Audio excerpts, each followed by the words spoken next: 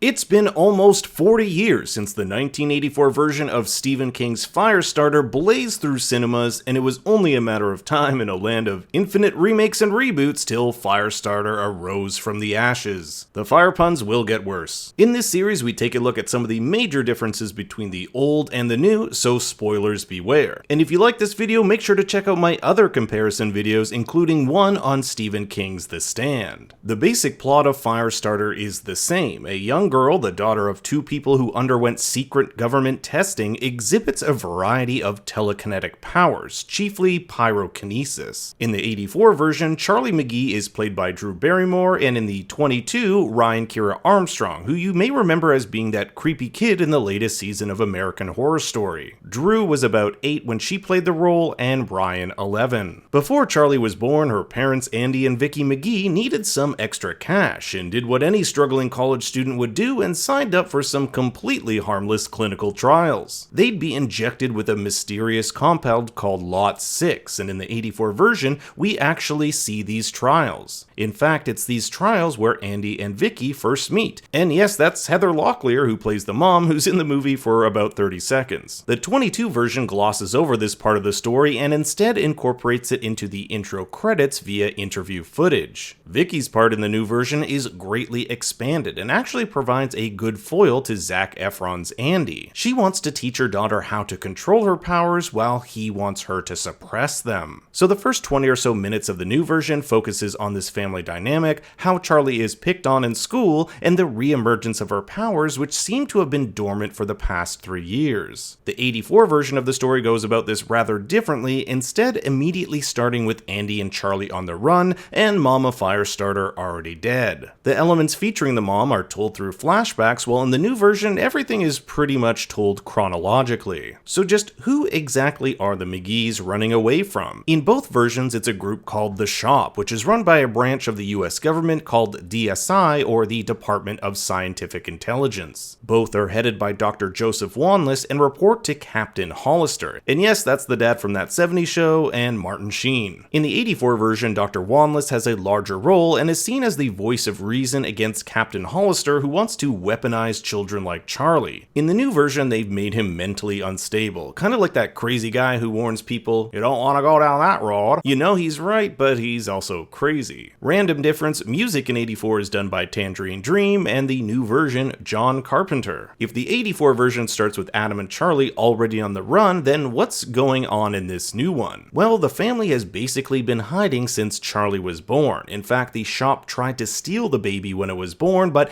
Adam used his psychic powers to kill the kidnappers, and the fam has been on the run ever since. None of this is shown in the old version. This event also acts as a good explanation for why the McGees don't have computers or cell phones, since they fear they could be tracked at any moment. But when Charlie has a literal meltdown at school in which she almost toaster strudels her teacher, the shop is notified and a special agent is sent by the shop to bring her in. What we're leading up to here is the death of Charlie's mom. In the 84 version, a bunch of shop cronies find their house and kill her. She falls out dead from a closet in both versions. But the new one weaves in a character known as John Rainbird, and the way his character goes through the story is arguably the new version's biggest deviation from the past. Not only do they correct the casting, the 84 version saw Native American John Rainbird portrayed by white actor George C. Scott, but his background story and motivations are completely different. In both the book and old version, Rainbird has these burn marks on his face, an injury he sustained in Vietnam.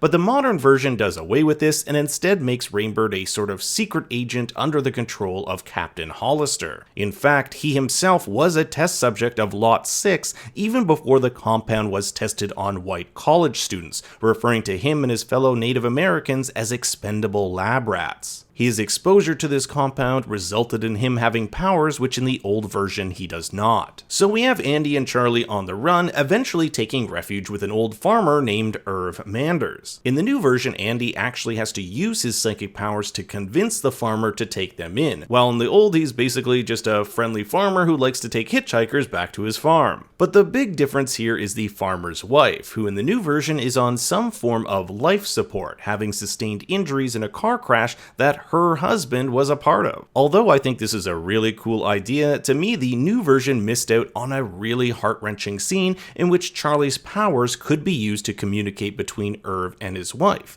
Like, if I found out a kid could communicate with my wife who I haven't been able to talk to for years, I would be willing to protect the shit out of that kid. In the old version, Irv just literally comes out of his house with a rifle when he sees the shop and threatens to kill them. In the new version, instead of the shop showing up, it's the local police, since Irv has called them, hearing on the news that Andy is a wanted fugitive. The police are all taken out by Rainbird, who wants to bring these two in himself. In the old version, it's Charlie who defeats the shop by using her fire powers. Now, this is where the story really branches off in two different directions. In the old version, both Charlie and Andy escape, only to be tranquilized and brought back into the shop's underground lair, while the new version sees Charlie escape and her dad used as bait to lure her back. This creates two very different scenarios, one in which Charlie must escape from captivity and a life of being tested on, to one in which she must break into the facility to save her father. One is breaking out and one is breaking in. Now, in the old captivity scenario, John Rainbird poses as an orderly to gain Charlie's trust. He basically wants to make it easier to control her. The new version is way different. Here he's brought into DSI custody for killing all those cops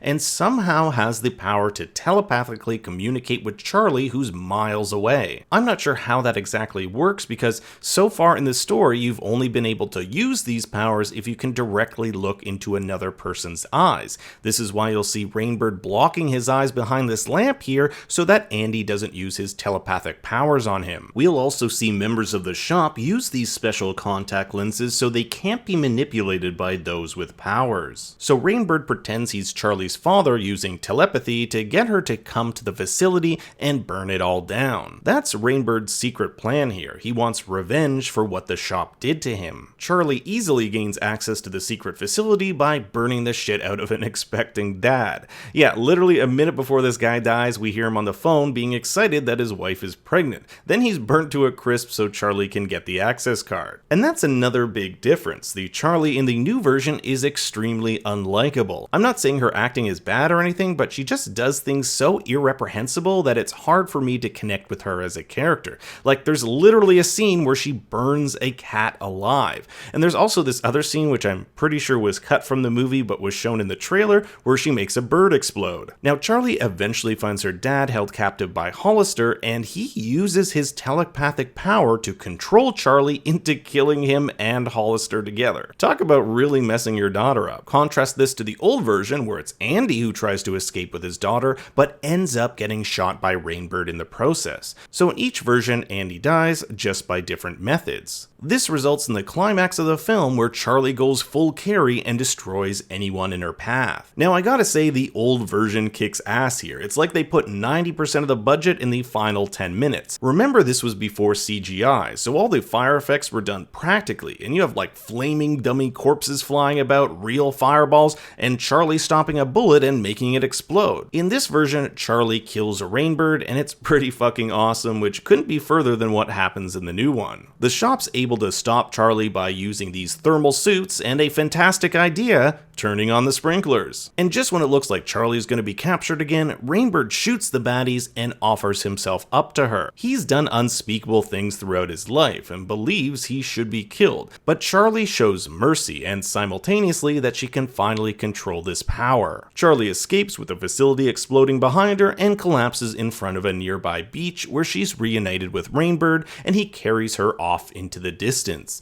That's the end of the new version. So in the old one, after her rampage killing dozens of men, she somehow hitchhikes her way back to the Manders farmstead all by herself. From there, Irv takes her to the New York Times, likely to tell her story about the government's secret tests and to expose them once and for all. So even though both versions come from the same source material, you can see how different these two turned out. But which one is your favorite? I want to hear your thoughts in the comments below. Thanks for watching, everyone. Be sure to like and subscribe and check out my other comparison videos. Until next time, remember... Doing it, Daddy.